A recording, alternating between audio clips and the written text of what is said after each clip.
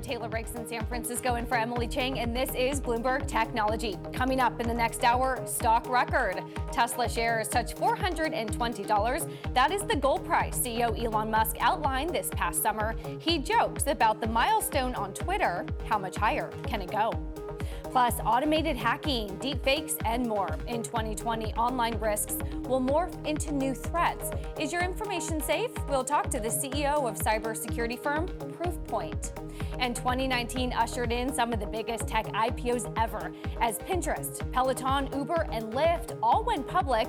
Wework, however, stumbled to debut. We'll have a recap of it all. But first, to our top story. Tesla shares have set a new record high and breached that infamous $420 mark. You'll remember, $420 was the price that CEO Musk claimed Tesla would go private at last year. Earlier today, Musk tweeted, "Whoa, the stock price is so high, LOL." Joining us to discuss it is Bloomberg News reporter Ed Ludlow. Ed, another day, another record high. What's driving it for Tesla this time around? Yeah, really the momentum's all about China, Taylor. News overnight that Tesla has secured $1.4 billion in financing from local banks, a much welcomed cash injection for its Shanghai plant. And that kind of builds on momentum from last week, where in November, new vehicle registrations for Tesla in China hit a 5-month high. And you'll remember that those vehicles were built over the water from us in Fremont. They're subject to a 25% import duty. And so the logic follows that if Tesla can get that Shanghai plant up and running, they can offer vehicles at a more competitive price, that the unit cost will be lower, and they'll be able to get deeper into that more addressable market in China. So that's really where recent momentum has been driving the stock higher for Tesla. Ed, I want to come and show a chart that I'm showing here inside my terminal at GTV Go. It is the share price, and then it is the shorts, which recently, since the summer, have been getting crushed. What caught the shorts off guard so much?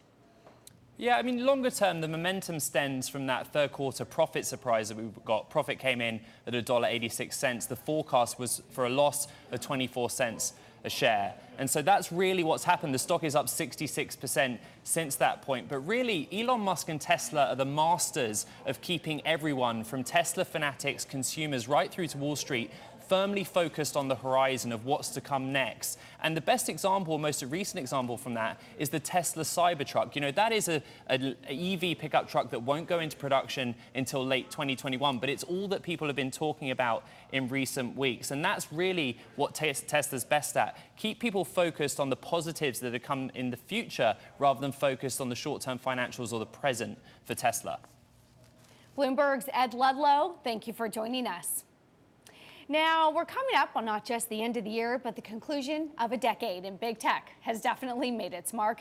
So to take a look back at tech's performance, we're joined by Mark Mahaney of RBC Capital. Mark, I wanted to start us off with a very simple but telling chart. Come and take a look at its side in my terminal here at GTV Go. It is just the FANGs continuing to crush the S&P 500 this year. What happened? Even with all the risks outstanding, big tech is the star performer. I think it has to do with the revenue and the earnings growth that have been extremely consistent for these names. There's a couple of wonderful data points I'd like to roll out. One, Google has gone 39 straight quarters of 20% revenue growth. Facebook has gone 35 quarters of 35% revenue growth. And Amazon has gone something like 72 quarters, and I don't know how many years that is. It's a lot, of 20% revenue growth, organic revenue growth. And it's so rare you get that kind of consistency at that level of scale, and they become compounders. So now there's a little bit of extra in Facebook because it traded off so aggressively the year before, but people like compounders, and these stocks have them. Mark, we talk about the key themes of 2019, and it would not be 2019 if we didn't talk about the year of the botched IPO. Yeah. Did the market learn finally this year about the difference between growth and growth at any cost? Well, I guess so. If you set it up that way, you know, the market goes back and forth. Sometimes it wants growth, and sometimes it wants value, a little bit more emphasis on profits. I think Lyft and Uber were gunning their businesses for growth, thinking that's what the public markets wanted. The public markets changed their mind about halfway through the year. Unfortunately for Lyft and Uber, that's right when they had their IPOs. So it was an issue for both of them, and they both have done the right thing. They've come out and committed to when they would turn break-even or profitable. In the case of both companies, that's in 2021. That's what's caused the stocks to kind of move off of their bottoms recently. And you've been covering this sector for decades. Do you feel that the market, even though it has a short memory, changed structurally when it comes to viewing profitability, or do you think that we could easily go back to favoring growth over value? I still think we'll favor growth over value. I just want to put this in context. We had Uber was in a very unusual IPO. We had never had a company go public with that level of losses, like $3.5 billion. So I'd be careful about extrapolating too heavily from that. Lyft also had big losses over $1 billion. You do that, and then Wework came out potentially offering more of the same, and with some management questions as well. So we just had three bump issues that the public market said okay on in the first two cases, no mas on the third one, and then it said if you want us to buy your stock, you're going to need to correct your orientation in the stocks, and those two public companies have anyway, Lyft and Uber. There are some other tech IPOs on a smaller scale that you cover, Chewy and Pinterest, both of which also are trading below their IPO price. Was that a broad-based theme, or is something idiosyncratic going on with both Chewy and Pinterest? I think there was something idiosyncratic. I think they also had to do with the timing of their lockup expirations. They actually generally outperformed the market and stayed above their IPO prices until about 6 months later. One clear trend we've seen is that the public markets are trading the lockup expirations, putting a lot of pressure on them going in and buying them coming out. My guess is that the same thing's going to happen when we look at both of those assets 6 months from now. They'll both be nicely above their IPO prices. That's our guess. You've also mentioned Uber and Lyft a few times, so Yes. I want to hit on that. Come and take a look at a chart that I'm showing here inside my terminal. Both stocks are down 36% since their IPO. What happened besides just timing? Well, these things could have been poorly priced. I think that from time to time happens. It's a very hard thing. You're trying to place a lot of paper out in the market with unusual circumstances. Again, very high losses for each of these assets. They also were reporting decelerating revenue growth going into their IPOs. So I think a lot of it has to do with these things were poorly executed and poorly priced. It's easy for me to say that on the research side. I'm not a banker, but that's kind of hard not to escape that conclusion. Well, you're on the research side, which means you're looking at the fundamentals. When you take a look at cash flow analysis and all of that, do you believe them when they say they could be adjusted EBITDA positive by 2021, which both companies have said they are aiming to do? Yes, and I think one of the most interesting things about Uber, by the way, you have to peel apart the business. The Eats business, the online food delivery business, is still in food fight stage, if you will. The economics there aren't proven, they're scary. But on the ride-sharing business, there's one number to keep in mind. It's 20%. This company is growing its top line 20%, 20% take rate, 20% EBITDA margins. That's a good business. Public investors, as they realize that, are warming up to Uber. The other big theme of the year was streaming wars. Yes. You cover Netflix. Did they do enough in 2019 to offset competition that is coming quickly and coming at them fast? Probably not, but they're getting awfully close to solving that problem, I think.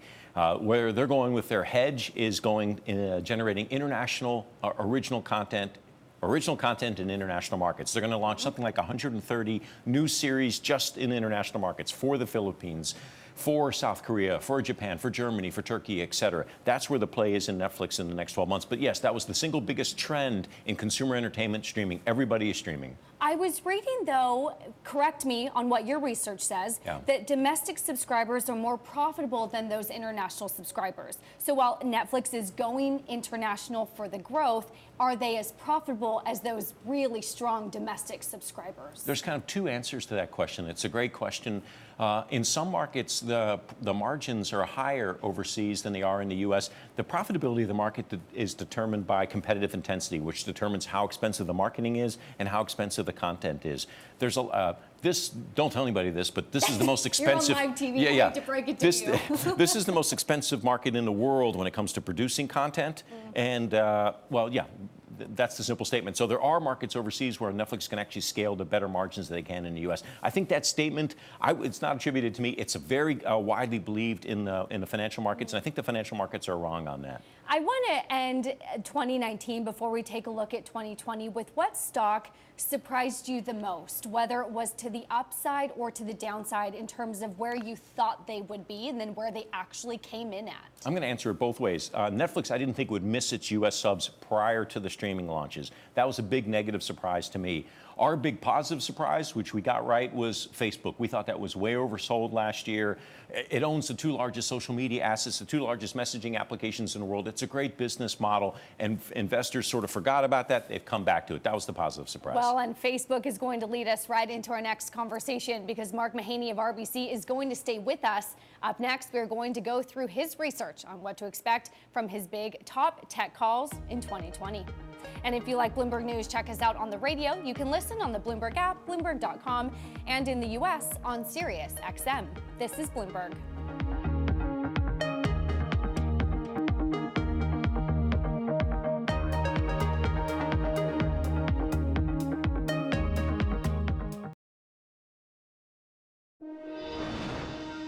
We are back with Mark Mahaney of RBC Capital. We've already gone through big tech's performance in 2019, so now it is time to take a look forward to 2020 and fresh off the press, 53 pages, your top picks for 2020. And I was shocked. Number one is Uber. How the heck is your top pick Uber? So it's our Facebook of 2020. It's a dislocated stock. It's unpopular. It's a failed IPO. It's got this Eats business that's losing a lot of money. Nobody wants to buy Uber. We think the story is going to get better and better as we go through the year. So dislocated stock is more likely to have upside like Facebook did. We think the economics are starting to prove themselves out in the ride-sharing business. And what this company has to do is bring down operating losses each and every quarter. We think they will. And we think by the end of 20 and going into 21, we could have a break-even quarter. And you want to buy a stock that's going through that kind of inflection quarter. And more so than Lyft because of its diversification rather than a pure play rideshare? I think these are probably joined at the hip. It's kind of hard to see one dramatically outperforming, if not the other. What I find is that shorter-term oriented funds have preferred Lyft because it doesn't have the food business and it's just in the U.S. market. But the flip side of that argument is that Uber has more levers that they can pull to get to profitability. They can sell one of their loss-generating international assets. And they also have 70% market share in the U.S. Generally, the company with greater market share determines economics. That's Uber. How do they overcome AB5 in 5-10 days? I don't know. I don't think that'll be implemented immediately. I think this is going to be a court fight. And we think that it could lead to something like a mid-single-digit percentage increase in our cost structure. So just keep in mind, there's 2 or 3 hedges here. First, Uber and Lyft gave out a lot of subsidies to drivers in order to get them to drive with Uber and Lyft in the first place. If you're giving them benefits, there's less need to give out subsidies. And second is they can pass some of these expenses on to consumers. And third is there's only a small percentage of drivers for these two services are actually full-time drivers. Those are the hedges. I want to come and take a look at number 2 and number 3 top picks. Okay. Google and Facebook. With all of the risks, the regulatory hang, the antitrust, Google and Facebook are number 2 and number 3. I think it's highly, regulatory fears have been rising for a couple of years. You and I have talked about this a couple of times. And I just think we're close to peak regulatory fears. I think it's highly, highly unlikely that these assets get broken up, in which case we've already seen the worst of it. We've seen fines imposed against both companies. And by the way, it hasn't impacted either of their advertising revenue growth rates. The little interesting angle on Google is, as its cloud business has finally gotten scalable and big enough, it may be less of a drag on margins, so you could actually have a positive earnings story out of Google this year. And then with the two co-founders kind of stepping aside, we may get more rationality in some of their investment spend in what they call the other bets area. Are you thinking Facebook is poised to see higher ad revenue growth than Google? Do they start? Yes. Yeah, absolutely. Sorry, Taylor. No, yeah. Go ahead. And also keep in mind, we got 2 things coming up this next year. I think they call it a quadrennial year. We got the Olympics and the elections. I think both of these companies are going to materially benefit from that. You're going to have an acceleration in U.S. advertising spend. Facebook and Google are great ways to play that. Another big tech name noticeably absent on your list is Amazon. Where is Amazon in your bull thesis? I think there's an overhang there. Look, it's a buy for us. It's a medium buy. It's not a strong buy. Whatever the whatever the difference, if there's something in there between a weak buy and a strong buy in the middle, that's where Amazon is. As a long-term asset, it's great. The overhang on the stock is this AWS business, which has been slowing down, margin pressure, greater competition from Microsoft. I think we and investors want to see a little clearing of the air before we get more aggressive on the stock. I want to go down into some of the other smaller companies. We were talking about Netflix earlier, and I've heard Spotify kind of compared to Netflix in terms of going into the original content model. Do you see them doing that? Does that give you greater visibility on earnings growth potential for the company? There's pros and cons with Spotify versus Netflix. The pro is they're not going to spend as much on original content as Netflix is. Therefore, they won't go into this huge free cash flow hole that Netflix has been doing. The negative is that they've got much less leverage versus their suppliers. There's 3 major music labels, so that means Spotify's gross margins are always going to be much smaller than Netflix's. There are pros and cons either way. I like Spotify. We like Spotify into this next year. We think they'll wrap up some label deals, and they'll introduce a new advertising unit. That's a gross margin catalyst. Streaming wars was the theme of 2019. We talked about that earlier. Come and take a look at a chart here that I'm showing inside my terminal, because Roku is another company that you like at this point. We're trading right now at a 140, average analyst price target of 149. You have a 160 price target on Roku. Is this just a good derivative play from the streaming wars, or do they add something special? No, Taylor, I think that's exactly it. There are 3 or 4 derivative plays off the streaming wars. The Trade Desk, Roku, Akamai are 3 that we look at and we've thought of as derivatives. By the way, they've all traded like derivatives. Roku's up almost 300%, Trade Desk 150%, Akamai up 80%. So these aren't these aren't secrets. And so, you just pointed out that there's maybe 10, 15% upside to our price target. It's not like there's dramatic upside. I guess where I'm struggling a little bit, I think there's probably a little bit better risk reward in large cap than in small cap. I want to end on a broader note. As you look to 2020, overall, you seem, reading through your note, mostly positive sentiment heading into the year. Overall, is that correct way to characterize how you're feeling about the overall sector as we go into the new year? Yeah. I think the sentiment on the names is generally pretty bullish, relatively positive, which means it makes it tougher to really get a lot of upside in stocks. That makes you want to look for that dislocated stock. Mm-hmm. So we had Facebook as one of our top picks. We got it right. We got lucky going into 19. Question is, what's the Facebook for this next year? And again, I'll go back to Uber. It's dislocated stock, but I think investors will come to it as fundamentals turn. I would argue it is not luck, but that good fundamental analysis that you are known for. That is Mark Mahaney of RBC. Thank you for joining us. Thanks, Taylor. And coming up, we've seen rampant cyber attacks in the past few years on both personal and institutional scales. What the threat landscape will look like in 2020, we will find out next. This is Bloomberg.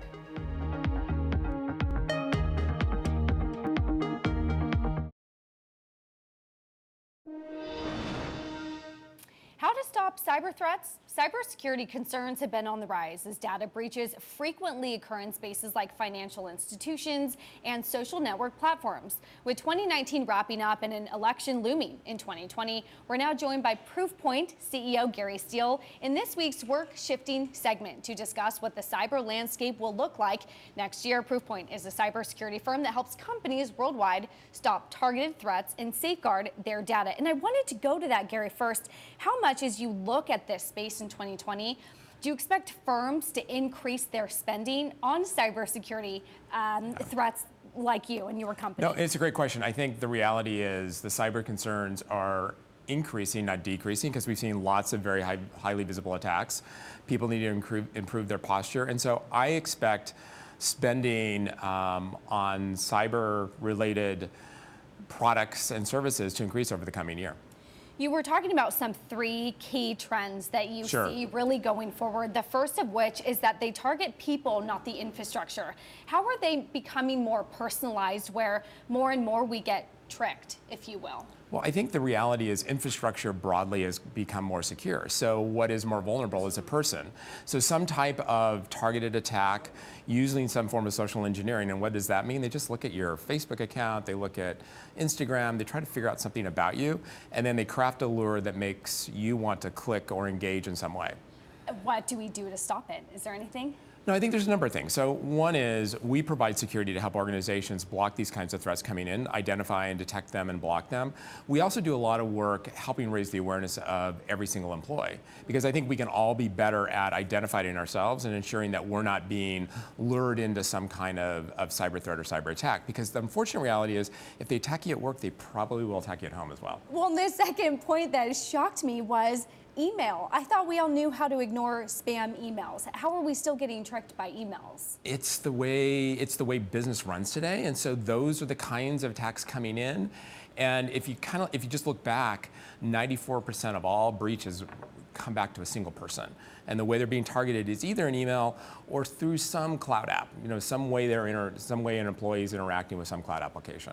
We are fastly approaching those 2020 elections. What are the threats at this moment in the cycle of the election? What are the biggest issues at this moment? Well, I think that in any time where there's some form of uncertainty around major events, like an election is a perfect example of that, you have a lot more participation by cyber actors. Because what they will do is create lures that are related to that particular event or that particular point in time. So the election's perfect for that, where people are going to click on something, be more susceptible to being lured into some kind of attack. How are you assisting political campaigns in that?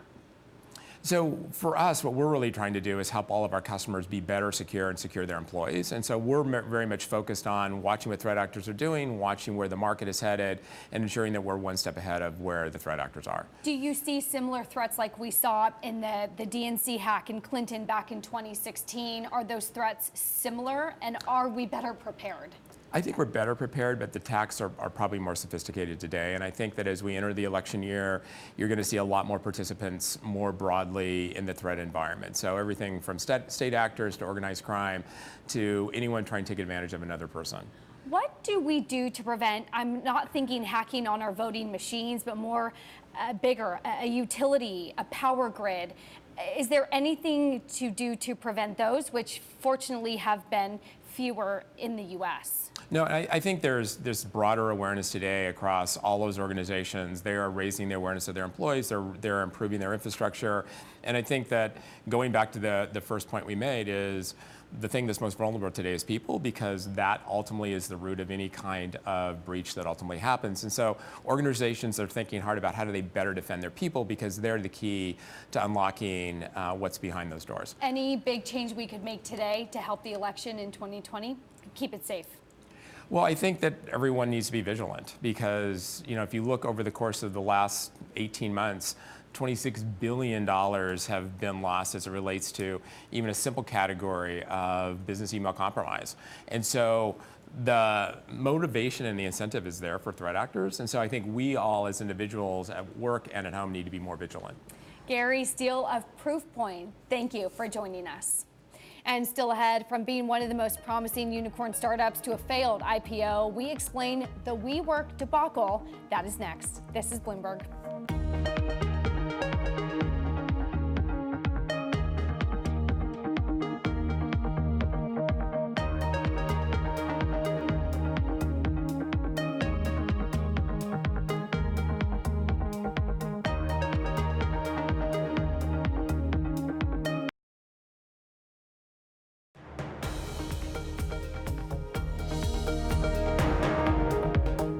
This is Bloomberg Technology. I'm Taylor Riggs in San Francisco.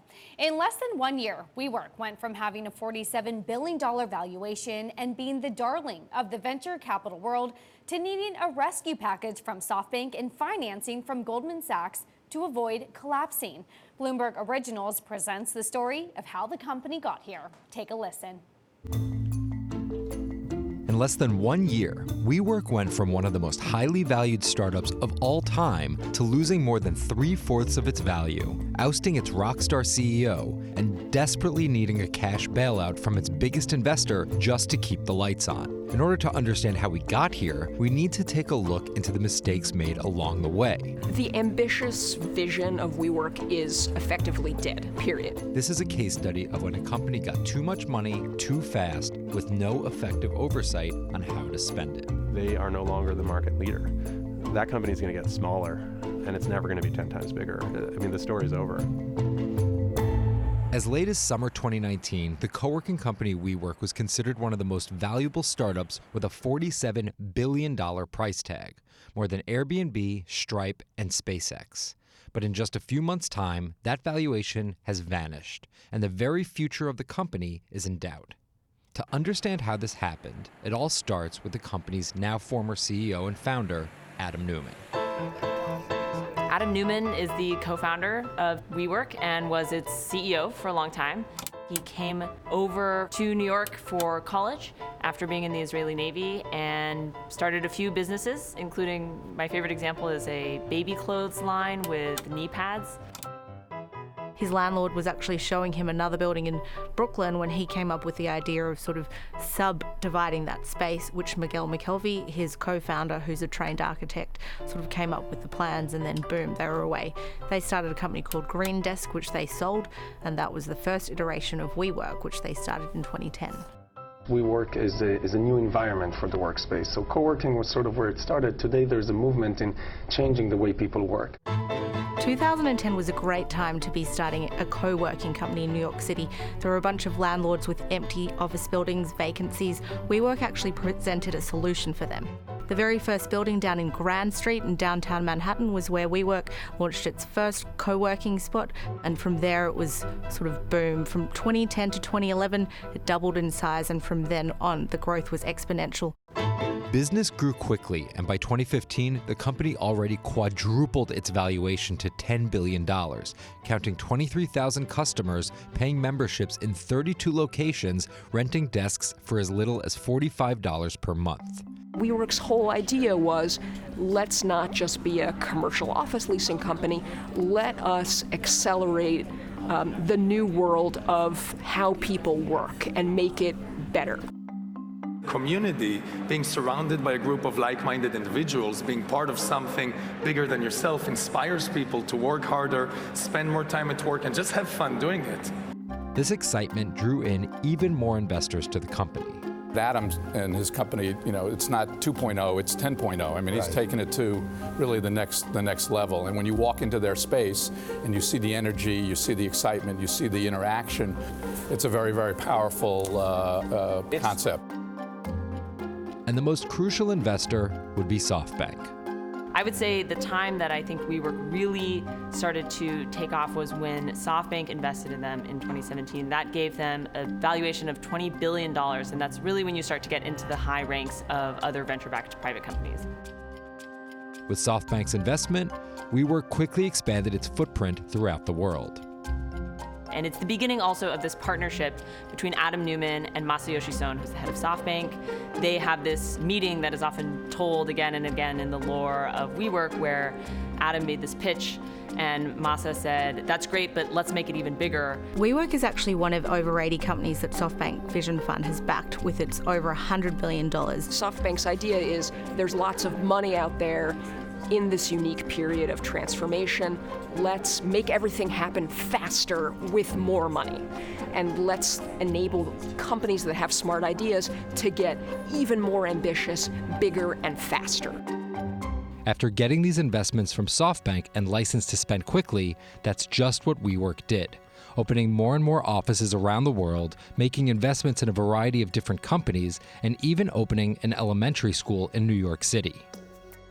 It's almost stuff of legend right now how recklessly WeWork spent its money on things from a company that makes wave pools to a company that makes superfoods, led by a guy that Adam met while he was surfing. When you see a startup that's in the commercial real estate sector, investing in an indoor wave pool company and in a children's school, you know something has gone wrong. That is part of the spectacular rise and fall of Wework, a production of Bloomberg Originals. You can watch the rest on Bloomberg.com. Now, Uber CEO Dara Khosrowshahi says that the company plans to be a one-stop shop for inner-city travel, and it may include flying taxis. He spoke at the Economic Club of New York in December. Take a listen. Ultimately, where you're going to be with Uber is we're just going to be an app that is going to, if you want to get from point A to B, we're going to tell you the smartest way for you to get point A to B. And we're doing it in little ways. It takes huge amounts of data to actually figure this out. If you're in New York City, if you happen to be usually now south of 42nd Street, and you're going to JFK, and you look to hire an Uber Black, we may tell you to take an Uber Copter. That technology is being built right now, and all you need to do is imagining a world where the copter is actually replaced by a VTOL. Meanwhile, London Mayor Sadiq Khan wasn't impressed with Uber's response to the city's regulator revoking its operating license in November. Khan spoke to Bloomberg's Guy Johnson. They were quite brash.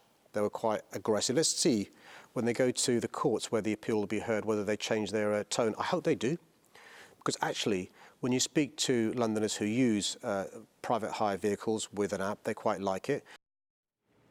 Mayor Khan says he won't compromise on public safety, and Uber should communicate better with London transport authorities. 2 years ago, Uber's infamous CEO Travis Kalanick was forced to resign after a series of scandals. Former Expedia chief executive Dara Khosrowshahi was brought in to clean up and rebuild the company's reputation. Since then, he has pushed the company beyond ride-sharing, but it hasn't been an entirely smooth ride. As 2019 wraps up, Uber is set to be one of the worst-performing stock debuts of the year.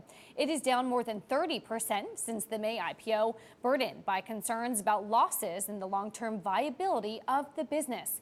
Bloomberg's Emily Chang sat down with Uber CEO Dara Khosrowshahi for an exclusive conversation.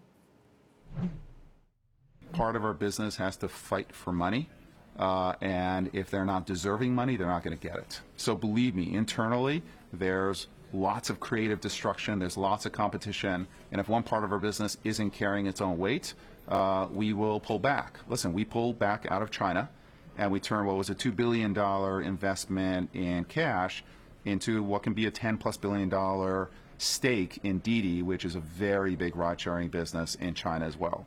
So we are, in the end, we're looking to build a business. We want to build a business the right way. We want to build a business in alignment with our driver partner society, et cetera. But if something's not working, we believe we've demonstrated the financial discipline to make the right call at the right time.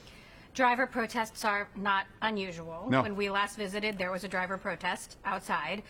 Democratic presidential candidate Pete Buttigieg was out there with him. He said, "Gig is another word for jobs. That means you're a worker and you ought to be protected as a worker." There is support for legislation that would force companies like Uber that rely on contract drivers and delivery people to make them full-time. Why shouldn't they be full-time? Because they don't want to be full-time.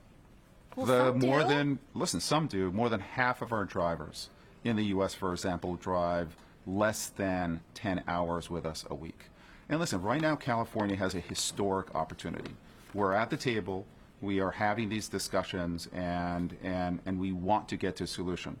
We're offering $21 minimum an hour when you're driving on the platform. We're offering benefits, and we're offering a voice as far as how you're going to be treated going forward. It's $21 an hour compared to $12 an hour minimum wage. Okay, this is real money, and these are real rights, and you get the flexibility that every single Uber driver or courier wants, because they can come into the market when they want to or out. This is a historic opportunity to, I think, revolutionize the gig economy, and I don't think gig is a type of work.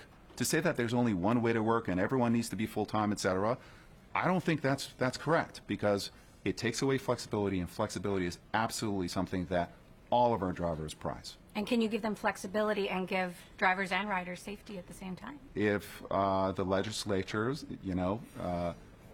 works in the interest of making something happen, absolutely. And you know that we're making very significant investments in safety as far as the safety center, tracking your ride, et cetera. And we believe that we are the leader in safety as far as transportation goes in the world, and we'll continue to invest very aggressively there. So, as the stock is down, drivers are picketing outside, the press is writing about helium balloons. How do you stay focused on the long term?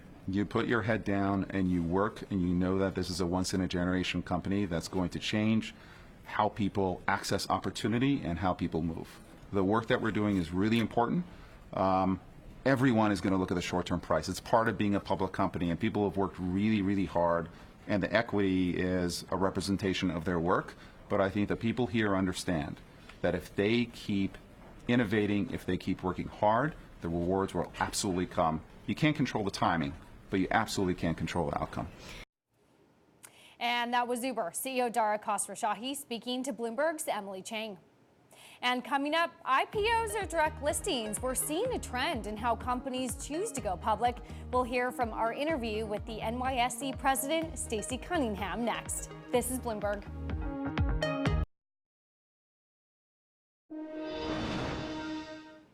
There is a growing chorus on the benefits of direct listings as an alternative to an IPO. That tune being largely led by venture capitalist Bill Gurley of Benchmark.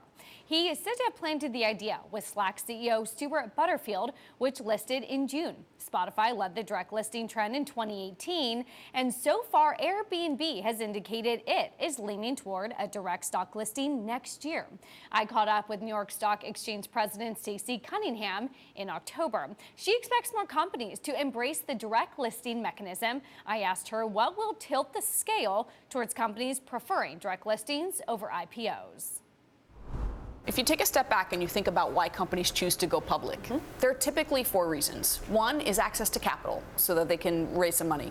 2 is having the credibility of a public listing and the visibility of that event. The 3rd is liquidity for early investors and their employees who very often have been getting paid in shares or options of stock and want to be able to use that and go buy a house. 4 is currency so they can engage in M&A.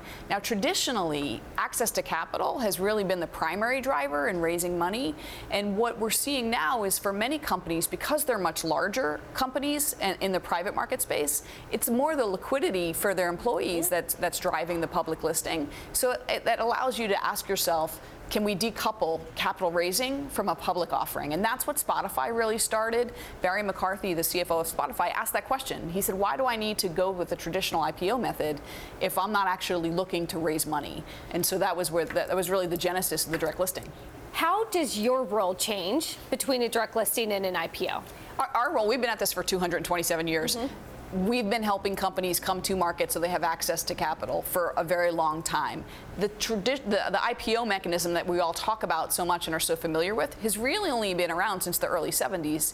So that doesn't change really our job. Our job is to help find price. We are uniquely positioned to do that at the New York Stock Exchange because we have a market maker that's assigned to trading each one of these securities. So with the direct listing, they're looking for that opening price in the morning to establish what the value of the company is and where supply meets demand. And so that's the job we do here every day. And you are in San Francisco because you're attending meetings and conferences about direct listings. In your conversations, what do you hear from underwriters who it used to be profitable to help underwrite an IPO. Now they're trying to get more involved in direct listings. What do you hear from those conversations about how they're trying to get more involved in direct listings? I think they're trying to serve their customers. And as their customers' needs have changed, the banks are looking at how they can be helpful and provide resources to their customers. So they're very engaged on the process. And you know, we've seen them, you know, take a real leadership position on how we can use this as an additional tool, an additional product they can offer their customers. And that's what we're seeing happen. You had said that you recently are getting more tech companies on the NYSE, which previously they were listing on the NASDAQ because you modernized your rules and you allowed non-profitable companies to list. But was that a good decision? Do you consider yourself perhaps maybe an enabler in some of those unprofitable companies? Yeah, I think many people don't realize that the New York Stock Exchange listing standards didn't allow companies that were pre-profitable to list on the exchange. And many of today's companies over the past several years have come to the public markets prior to being profitable. And so we modernized our listing standards. And since then, the vast majority of tech proceeds have actually been raised on the New York Stock Exchange as a result. But the question that you're getting at is, are those companies good for the market? And it's very important for a company, you know, it's not unusual for them to be pre-profitability when they list, but then have a pathway to profitability. What's their plan? How are they going to get there? And investors can share in that process, and ultimately they do become profitable. And we've seen that with tons of companies out there. Quickly, finally here, how has Wework changed the market? I think there's a conversation. I'm never going to talk about specific companies, but there are conversations that the market is having around discipline and governance in companies, around the valuations of private markets versus public markets. And this is not about, it's not a story about one specific company. It's a story about trends we're seeing in the market. When there are fewer investors determining the valuation of a company, it's not price discovery like we see in the public markets where you have many, many investors. Nobody can value. There are tons of smart people in the private market space. Nobody can value a company the way the public market does. And that's real value that the public markets give to investors and employees and all Main Street investors as well. That was Stacey Cunningham, president of the New York Stock Exchange. And still ahead, one unicorn company chose a direct listing instead of that conventional IPO. We'll see what company executives said about its debut next. This is Bloomberg.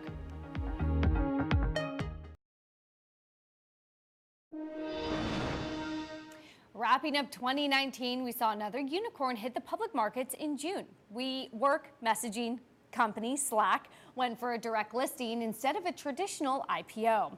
But since its successful trading debut, Slack has seen its stock plummet by over 17%. Bloomberg's Emily Chang spoke with Slack co-founder and CEO Stuart Butterfield, as well as Slack CFO Alan Shim in June.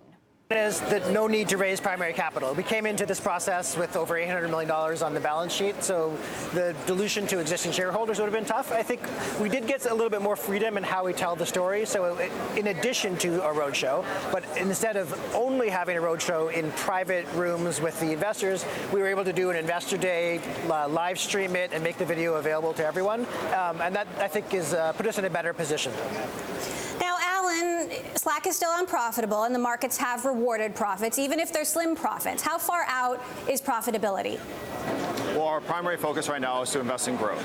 And as we continue to build on what we think is a new category, that's going to be our focus for a long time. But we've also said to investors that our near-term priority is to drive towards cash flow break even. We have high confidence in the strong unit economics of our business that we can still invest very aggressively while driving towards that near-term profitability mark.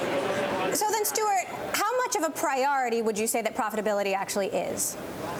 I think, I don't want to get too technical about it. In SaaS, there's a lot of deferred revenue, so accounting profitability isn't that much of a priority. As Alan was saying, bringing in more cash than we put out on an ongoing basis is a priority because it allows us to control our own destiny.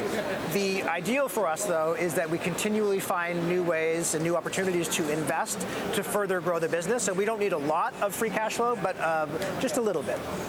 Now, Alan, revenue growth is slowing. What are some new sources of revenue you're expecting to tap?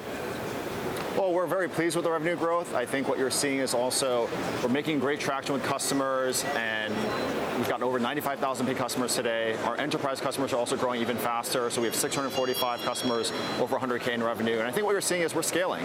So at the base of revenue that we're at now, some of the revenue growth just mathematically will come down, but we're very optimistic about the opportunity. We believe there's a huge new category to be built and invested behind, so we're focused on that. That was Slack's CEO and CFO. Now, Peloton forecasted strong revenue growth and reported a narrower loss than expected for its first quarter in November. Peloton CEO John Foley spoke to Bloomberg's Caroline Hyde and Romaine Bostick. We are profitable in our U.S. bike business. So we got to profitability. We are still profitable with that business. And now we are investing in new future growth drivers, international, the U.K., Canada, Germany next month. We're investing in new categories with our treadmill. We're investing in our digital business, new content facilities, both here in New York and in London. So these are investments that we're excited about, but our core business is profitable. The headline coming out of this morning, to your point, Caroline, triple-digit top-line growth and single-digit EBITDA loss, and closing the losses from Q1 last year. So we're feeling great about not just the prioritization of growth, but for us, it's also prioritizing profitability. It's not an either or for this business because the fundamental model is so gorgeous. So there's still questions, though, of how you achieve that. I mean, as a public company, you know that Wall Street analysts can be sort of relentless in asking for more and asking for something new. We have an exercise bike. We have a treadmill. what type of products and what type of services do you have planned to sort of expand on what you've already built? Well, it's a good question. We have a lot in R&D, and we have a lot of things planned in the coming years, and we're excited about it. And you can tell us all that, right? Yeah, exactly. But to be honest, we don't need, I mean, our core bike business is profitable. It will be profitable over the next couple of years in the UK and Canada. And our tread business is subscale from a manufacturing perspective, so it has lower margins. But as it gets to scale, the margins and the unit economics in that business go up as we get the cost of goods sold down through manufacturing scale. So we don't need to launch more products or more platforms or more geographies to that point to get to profitability. We may choose to invest in those things over time, but it's not something needed for profitability. Do you have to lower prices, or we've got free trials being offered?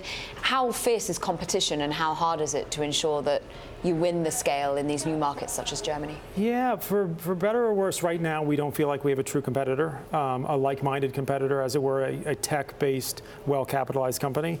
So it's always been a question of should you lower the price on the Peloton bike?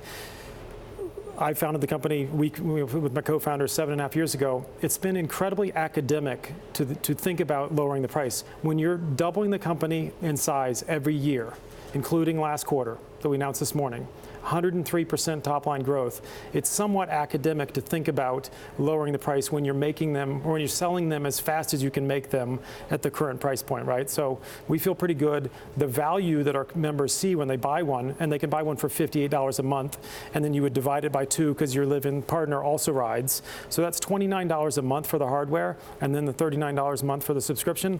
But for a household, that's less than $50 per adult for unlimited, fantastic boutique fitness classes at the best location, with the best bike, with the best software and the best instructors in the world. It's a pretty good value proposition at the current price point.